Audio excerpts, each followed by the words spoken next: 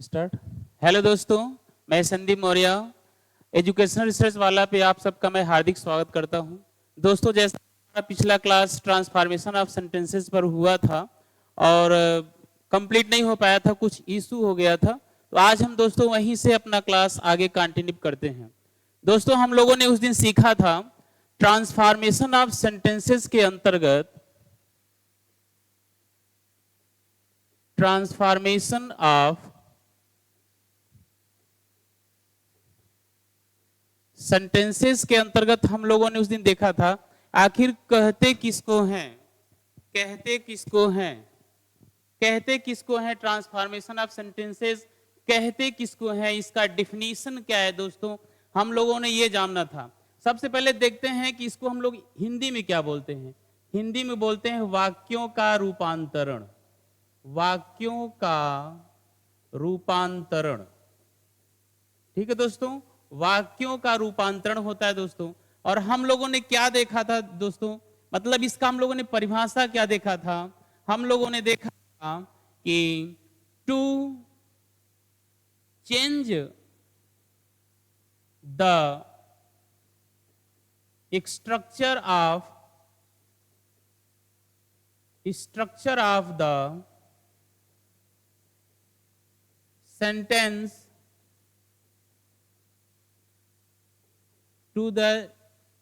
to change the structure of the sentence without altering the sense। इसका मतलब क्या दोस्तों, ये जो आप देख रहे हैं ये आपका ट्रांसफॉर्मेशन ऑफ सेंटेंसेस का एक बता रहा है, एक डिफिनेशन बता रहा है। क्या बता रहा है दोस्तों कि वाक्य के संरचना में परिवर्तन, अर्थात वाक्य संरचना की में परिवर्तन विदाउट अल्टरिंग द सेंस, अर्थात बिना भाव बदले वाक्य के संरचना में परिवर्तन ही क्या कहलाता है दोस्तों, ट्रांसफॉर्मेशन ऑफ सेंटेंसेस कहलाता है दोस्तों। पिछली क्लास में हम सबका क्या हुआ था दोस्तों, हम लोगों ने इसके परिभाषा को समझा था। ट्रांसफॉर्मेशन ऑफ सेंटेंसेस कहते किसको हैं, हम लोगों ने ये समझा था दोस्तों। और ट्रांसफॉर्मेशन ऑफ सेंटेंसेस के अंतर्गत कितने टॉपिक हम लोग पढ़ते हैं दोस्तों, ये हमने समझा था। तो आज हम क्लास दोस्तों स्टार्ट करेंगे।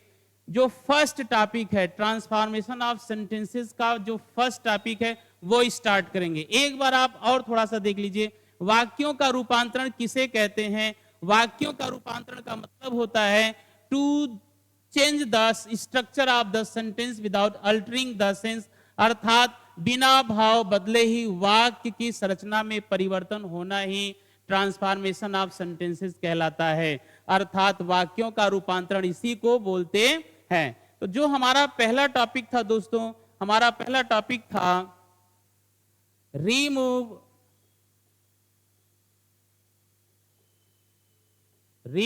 to and use adverb to, remove to and use adverb to। दोस्तों हम लोग remove to और फिर उसके बाद adverb to दोनों पढ़ेंगे। मतलब क्या है, जो हमारा जो पहला टॉपिक बनेगा, पहले टॉपिक के अंतर्गत ये पहला हेडिंग है और इसमें आप देख रहे हैं कि remove to पहले दिया हुआ है, उसके बाद use adverb to दिया हुआ है। अर्थात दोस्तों बोर्ड के एग्जाम में रिमूव टू भी पूछता है और यूज एडवर्ब टू भी पूछता है, यानी दोनों तरीके से क्वेश्चन आते हैं। तो सबसे पहले हम लोग रिमूव टू पढ़ते हैं दोस्तों। रिमूव टू को पढ़ने से पहले हम ये देखते हैं कि आखिर इस टू का खासियत क्या है और टू कहते किसको हैं। देखिएगा, यहां देखिएगा पहला पॉइंट में दोस्तों, देखिएगा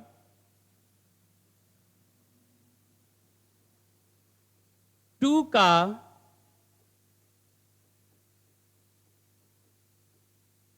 शाब्दिक अर्थ, टू का शाब्दिक अर्थ भी, टू का शाब्दिक अर्थ भी होता है। समझ रहे हैं दोस्तों, टू का शाब्दिक अर्थ क्या होता है, भी होता है। और यह अर्थ और यह अर्थ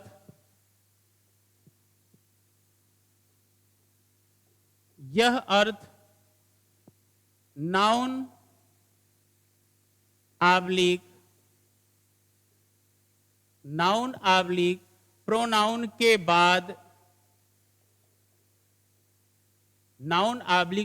के बाद टू का प्रयोग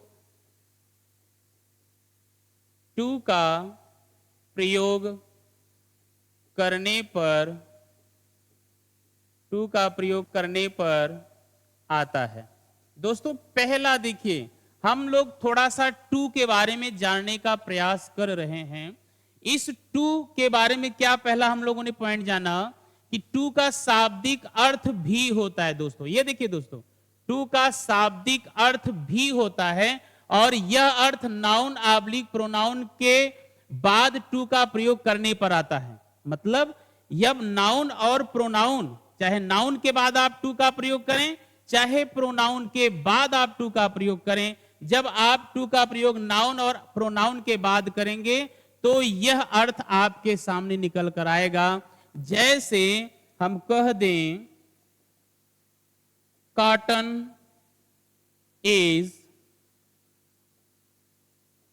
is grown in India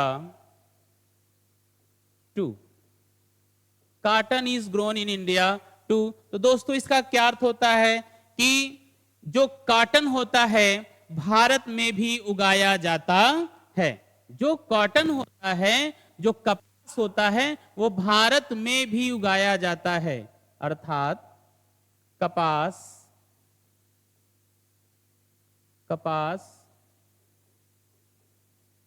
Bharat में भी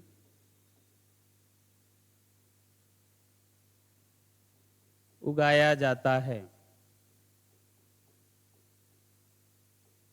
कपास भारत में भी उगाया जाता है, अर्थात कपास की जो उपज होती है वो भारत में भी। तो यहां आप देख रहे हैं कि टू का क्या अर्थ आ रहा है, भी। और जैसा कि हमने लिखा भी है कि जब हम नाउन या प्रोनाउन के बाद टू का प्रयोग करते हैं तो इसका जो अर्थ होता है, जो शाब्दिक अर्थ है, वो भी का आता है। ये पॉइंट आपको समझ में आ गया होगा दोस्तों। आइए देखते हैं दूसरा पॉइंट क्या है टू के बारे में। टू को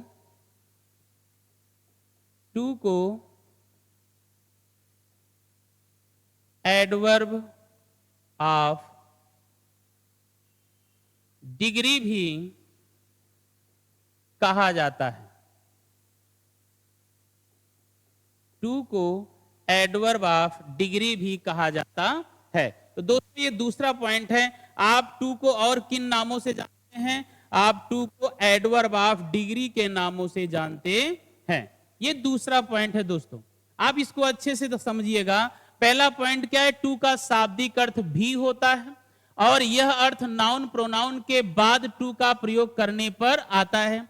जैसे हमने आपको दिखाया cotton is grown in India too, अर्थात ये आपका क्या है, नाउन है। नाउन के बाद जब टू का यूज हुआ तो यह भी का अर्थ दे रहा है, यानी कपास भारत में भी उगाया जाता। अच्छा दोस्तों, टू को हम और किन नामों से जानते हैं? तो पता चला टू को हम एडवर्ब ऑफ डिग्री भी कहते हैं। दूसरी खास बात क्या है टू का दोस्तों, देखिएगा। दूसरी खास बात टू का यह है, एडवर्ब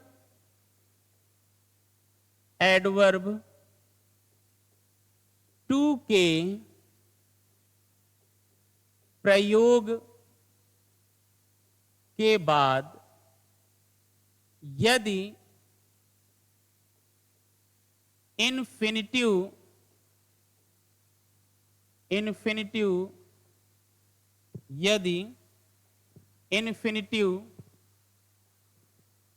अर्थात मेन वर्ब का फर्स्ट फॉर्म प्लस अर्थात टू प्लस मेन वर्ब का फर्स्ट फॉर्म आए, तो इसको हम लोग क्या बोलते हैं दोस्तों? इन्फिनिटिव। इन्फिनिटिव का एडवर्ब टू के प्रयोग के बाद यदि इन्फिनिटिव टू का प्रयोग हो तो वाक्य का अर्थ वाक्य का अर्थ वाक्य का अर्थ निगेटिव होता है। वाक्य का अर्थ निगेटिव होता है। ये दूसरा खास बात है दोस्तों कि यदि एडवर्ब टू के बाद इन्फिनिटिव टू का प्रयोग होता है तो वाक्य का अर्थ निगेटिव होता है ऑटोमेटिक। जैसे एक आपको उदाहरण दिखाता हूं। जैसे एक उदाहरण है, Ram is too weak, Ram is too weak to run fast on the road. अब दोस्तों यहां देखिए, कहीं भी इस सेंटेंस में आपको नॉट नहीं दिखेगा, कहीं भी इस सेंटेंस में नॉट नहीं दिखेगा, परंतु इस सेंटेंस का जो अर्थ नकारात्मक है। कैसे? आइए देखिए, Ram is too weak, Ram इतना कमजोर है।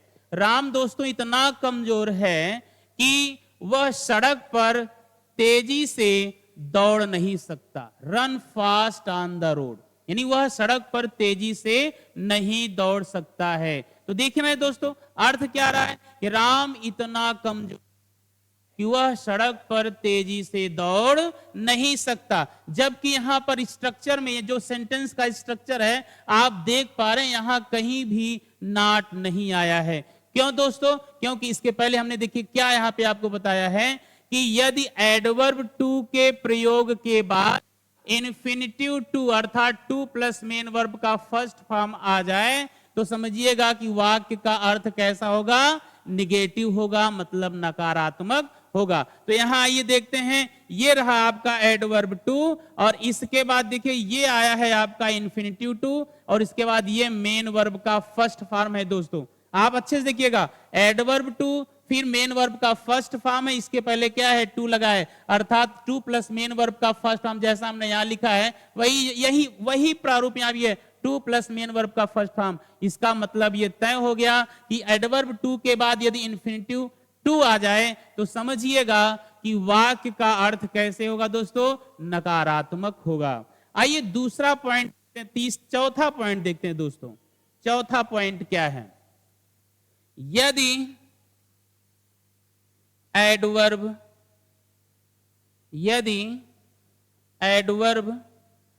टू के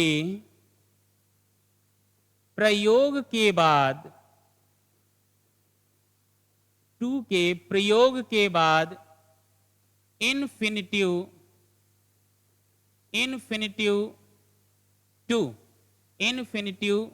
नहीं आता है, इन्फिनिटिव मतलब टू प्लस मेन वर्ब का फर्स्ट फॉर्म नहीं आता है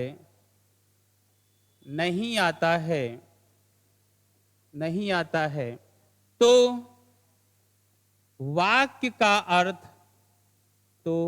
वाक्य का अर्थ एक्सेस हो जाता है, अर्थात अतिशय हो जाता है। एक्सेस हो जाता है अर्थात अतिशय हो जाता है। दोस्तों इसका क्या मतलब हुआ?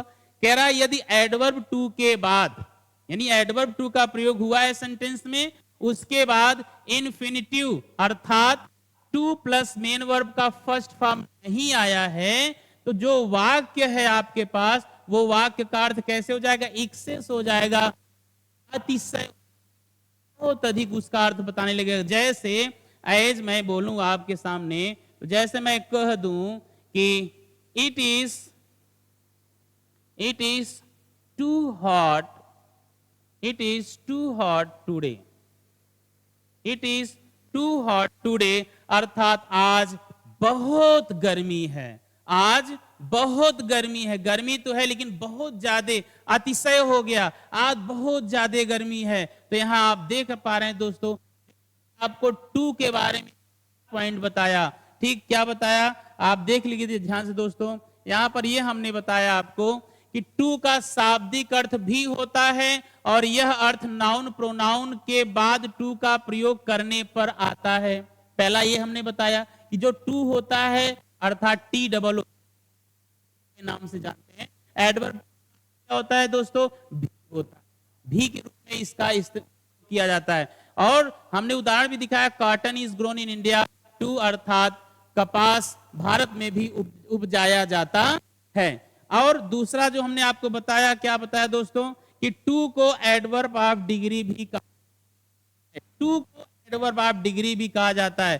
तीसरा पॉइंट हमने आपको बताया दोस्तों, एडवर्ब टू के प्रयोग के बाद यदि इन्फिनिटिव अर्थात टू प्लस मेन वर्ब का फर्स्ट फॉर्म का प्रयोग होता है तो वाक्य का अर्थ कैसे होता है? निगेटिव हो जाता है। और यदि एडवर्ब टू के प्रयोग के बाद इन्फिनिटिव का प्रयोग नहीं होता है, यहां देखिए दोस्तों, इन्फिनिटिव टू का प्रयोग नहीं होता है, के प्रयोग के बाद इन्फिनिटिव नहीं आता है तो वाक्य का अर्थ एक्सेस हो जाता है, यानी वाक्य का बहुत व्यापक अर्थ हो जाता है। जैसे it is too hot today, यहां आप देख रहे हैं ये आपका एडवर्ब टू है, इसके बाद इन्फिनिटिव टू नहीं आया है, इसलिए इसका जो अर्थ है वो अतिशय हो गया है कि आज बहुत अधिक गर्मी है। आइए दोस्तों थोड़ा सा हम लोग आगे चलते हैं।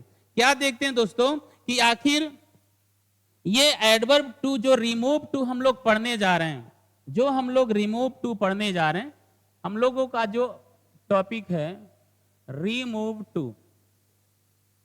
हम लोग जो अभी तक हम लोगों ने क्या देखा? हम लोगों ने ये देखा कि ये एडवर्ब टू है, इसकी क्या खास विशेषताएं, वही 2-3 पॉइंट 4 पॉइंट में हम लोगों ने समझा। अब हम लोग पढ़ने जा रहे हैं रिमूव टू। रिमूव टू पढ़ने जा रहे हैं तो जो बोर्ड है हमारा, यूपी बोर्ड हो चाहे सीबीएसई बोर्ड हो चाहे अन्य कॉम्पिटिटिव एग्जाम्स हो, वहां पे जब इससे रिलेटेड क्वेश्चंस आते हैं, वो क्वेश्चन कितने प्रकार से हमारे सामने आते हैं, पहले हमें इसकी चर्चा करनी चाहिए, अर्थात हमें किस प्रकार के प्रश्नों का सामना करना पड़ेगा। तो आइए हम देखते हैं जिन वाक्यों में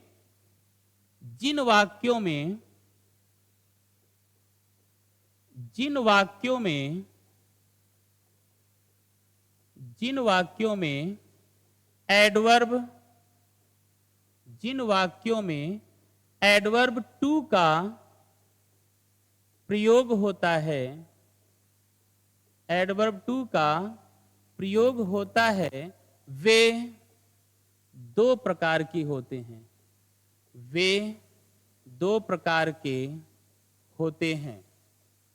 जिन वाक्यों में एडवर्ब टू का प्रयोग होता है दोस्तों, वो दो प्रकार के होते हैं, अर्थात हमारे एग्जाम में दो तरीके से एडवर्ब टू आ सकता है। ठीक, पहला तरीका क्या है? एडवर्ब टू के साथ ही साथ जो पहला तरीका है मेरे दोस्त, जो पहला तरीका है एडवर्ब टू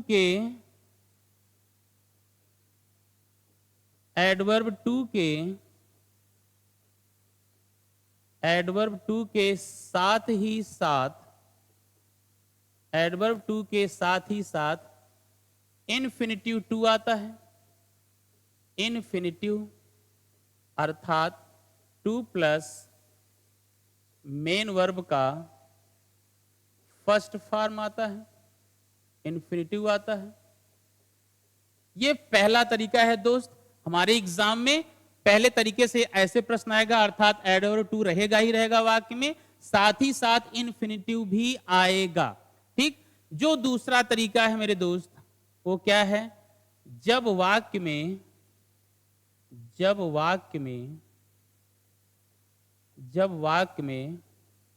एडवर्ब टू का प्रयोग, जब वाक्य में एडवर्ब टू का प्रयोग अकेले हो, अकेले, जब वाक्य में एडवर्ब टू का प्रयोग अकेले हो,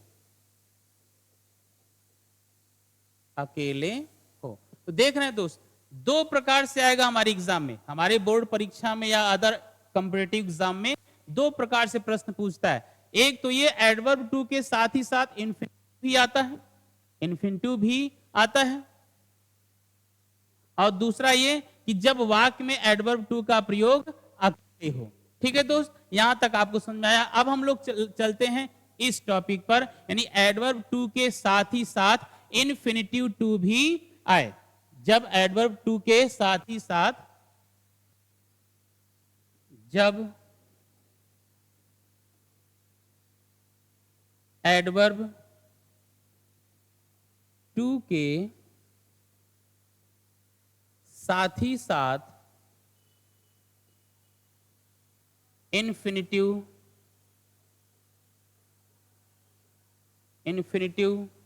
भी आए। जो पहला टाइप का क्वेश्चन है दोस्तों, इस तरीके से मिलेगा हम लोगों के सामने। हम लोग कैसे उसका मतलब करेंगे, हम लोग उसका हल कैसे करेंगे, कैसे उसको जो है हम लोग सॉल्व करेंगे। तो रूल ये है, सबसे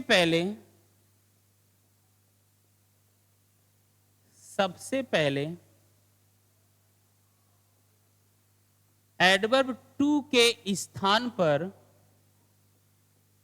सबसे पहले एडवर्ब टू के स्थान पर सो का प्रयोग करते हैं, सो का प्रयोग करते हैं।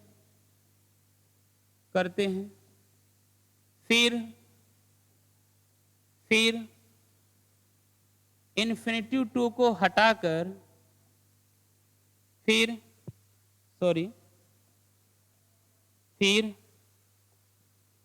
एडजेक्टिव को लिखते हैं,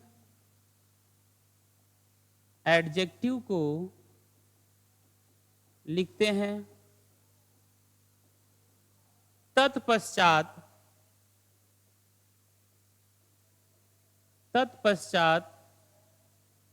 इन्फिनिटिव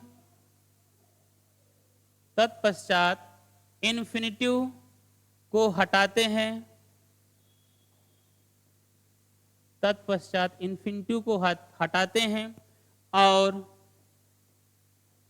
उसके स्थान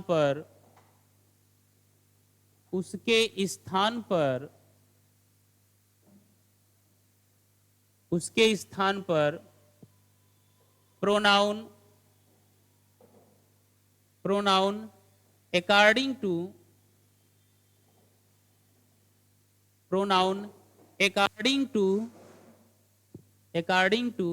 subject, pronoun according to subject, कहां से आ गया,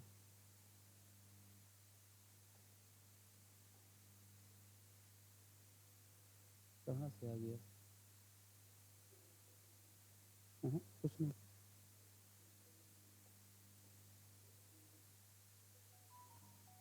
इसको हटाएं कैसे,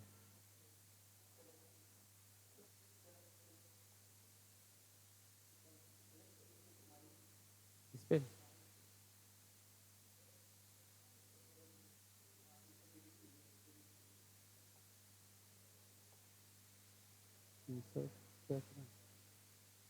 कहां से आ गया, क्लोज कर दीजिए क्लास को। हाँ ठीक। अकॉर्डिंग टू सब्जेक्ट प्लस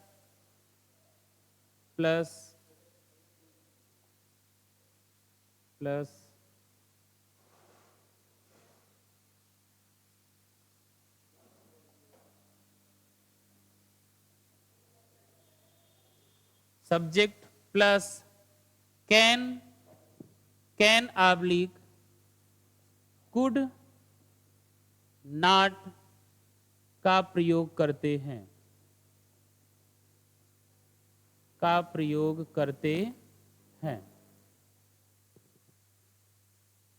देख लेते हैं थोड़ा सा स्ट्रक्चर दोस्तों कैसे आता है। टाइम और हो रहा है तो स्ट्रक्चर देख लेते हैं दोस्तों, 5 मिनट का क्लास हो। With to subject plus G verb plus to plus adjective plus to plus main verb का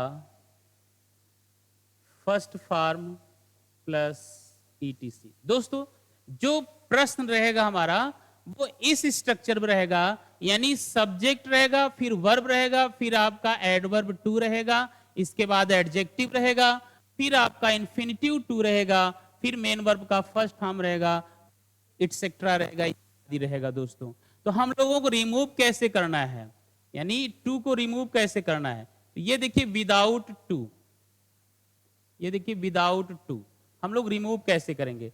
हम लोग सबसे पहले सब्जेक्ट लिखेंगे दोस्त, इसके बाद वर्ब को लिखेंगे, वर्ब के बाद इस टू के स्थान पे सो का प्रयोग करेंगे, फिर हम लोग एडजेक्टिव को लिखेंगे, फिर हम लोग एडजेक्टिव को लिखेंगे, फिर हम लोग दैट लगाएंगे, दैट प्लस यहां पर रहेगा प्रोनाउन, दैट प्लस प्रोनाउन, यहां पर क्या रहेगा दोस्त, दैट प्लस प्रोनाउन रहेगा। वो किसके अनुसार रहेगा दोस्त, प्रोनाउन अकॉर्डिंग टू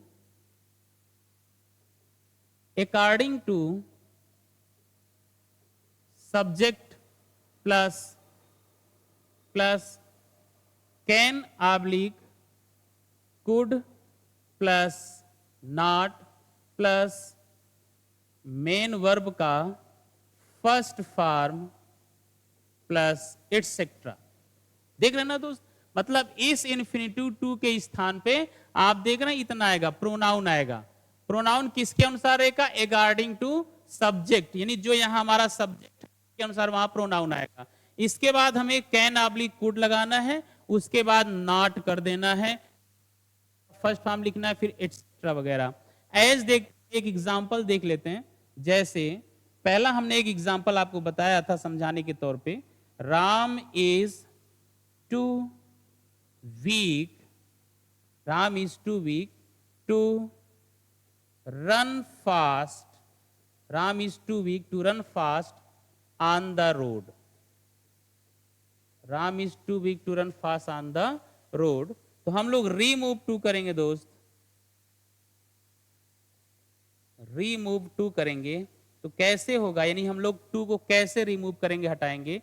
तो हमने आपको नियम बताया क्या, इस टू के स्थान पे क्या लिखेंगे, सो, पहले इज लिखेंगे, उसके बाद सो, उसके बाद एडजेक्टिव लिखेंगे वीक, फिर इसके बाद ये आया है तो दैट लगेगा, दैट के बाद प्रोनाउन आएगा, प्रोनाउन राम है तो इसलिए ही आ जाएगा, ही आएगा दोस्त। अब समस्या आती है कि हम लोग कैन कहां यूज करेंगे और कुड कहां यूज करेंगे। यदि आपका जो आपका वाक्य दिया गया है दोस्त, यदि वह वाक्य प्रेजेंट टेंस या फ्यूचर टेंस में है तो आप कैन नॉट का प्रयोग करेंगे, और यदि पास्ट टेंस में है तो आप कुड नॉट का प्रयोग करेंगे। तो चूंकि हमारा ये देखिए सेंटेंस प्रेजेंट टेंस में है तो हम लोग कैन नॉट का प्रयोग करेंगे, कैन नॉट। फिर इसके बाद हम लोग क्या लिखेंगे, मेन वर्ब का first form, run on the, run fast, run fast on the road. ये देखिए दोस्तों, हमने रिमूव कर लिया। हम रूल 1 के तहत हमने कुछ बातें सीख ली, क्या कि अगर इस तरीके सेंटेंस आया, Ram is too weak to run fast on the road, तो हम इसका रिमूव टू कैसे करेंगे, इस तरीके से करेंगे, इस रूल के तरह। ये जो स्ट्रक्चर आपको दिख रहा है, क्या, राम इज सो वीक, यानी टू के स्थान पे हमने क्या लिखा, सो, फिर हमने क्या लिखा, एडजेक्टिव, फिर हमने क्या लिखा, दैट, दैट बाद प्रोनाउन, प्रोनाउन किसके अनुसार आएगा, इस अनुसार आएगा। सब्जेक्ट राम है तो प्रोनाउन आया ही। अब चूंकि हमने आपको अभी अभी बताया कि यदि आपका ये सेंटेंस प्रेजेंट या फ्यूचर में दिया गया है तो आप कैन नॉट का यूज करेंगे, प्रेजेंट या फ्यूचर में दिया गया है कैन नॉट, और यदि ये सेंटेंस आपका पास्ट में है तो हम लोग किसका यूज करेंगे, कुड नॉट का यूज करेंगे। तो कैन नॉट, उसके बाद मेन वर्ब का फर्स्ट हम run fast on the road. मैं आशा करता हूं दोस्त आज की क्लास आपको समझ में आई होगी, ठीक है। हम लोग अगले क्लास में मिलते हैं नेक्स्ट डे। ठीक है, तो आज के लिए इतना ही दोस्तों, और हमारे चैनल को लाइक करिए, सब्सक्राइब करिए और शेयर करिए लिंक को, जिससे ज्यादा से ज्यादा लोगों का भला हो सके, कल्याण हो सके। तो ठीक है दोस्तों, तब तक के लिए नमस्कार।